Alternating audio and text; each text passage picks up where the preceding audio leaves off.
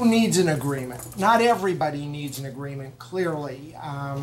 Most of our friends who are getting married for the first time who have no assets probably do not need a premarital agreement. Premarital agreements are expensive, they're complicated, they bring up lots of unpleasant issues like, do you trust me? Or why don't you trust me?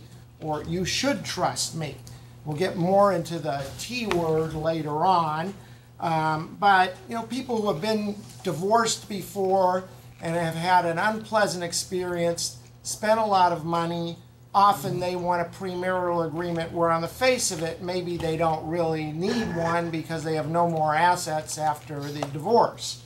Often you get parents who want their adult children to get the premarital agreement. They are trustafarians, we call them, and actually they don't have any wealth, but they will receive wealth maybe next year, maybe in 5 years, maybe 20 years.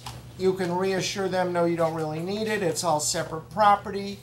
It's not even in your child's name, but they insist on it. So who's really the client? You may never talk to your real client, you may be talking to the parents. Likewise, sometimes it's the children who want their parents to get the premarital agreement. These are 30, 40, 50-year-old children whose parents are getting married for the second, third, fourth, or fifth time, and they want to not be disinherited. In other words, they want to make sure they are mentioned in the will and get guaranteed share of their parents' wealth. Wealthy people should have premarital agreements because their estates are complex. I put people of net worth of over $1 million, but there's no exact sum, it's just wealthy people. Two-income families who are marrying for the second time, they are figuring out how their children are going to be taken care of, how the assets are going to be divided, and so on.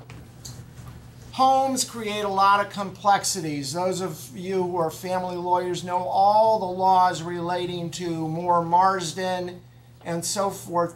Those are complicated to unwind in a divorce and can be resolved in a premarital agreement. When one spouse pays for the education of the other, there are special family laws about that can be addressed. And when one spouse has substantial debt, but beware about what you're being asked to do in a premarital agreement.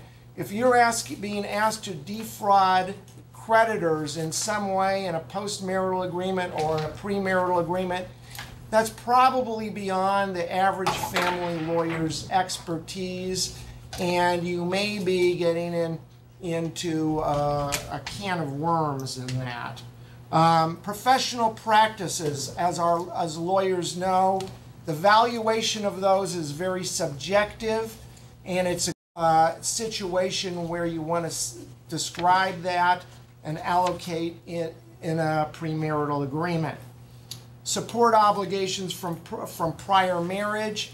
That could be considered that at the time of a divorce, a spouse would owe a reimbursement for all the support they paid during the marriage for that obligation, and that may be something to settle prior to a marriage.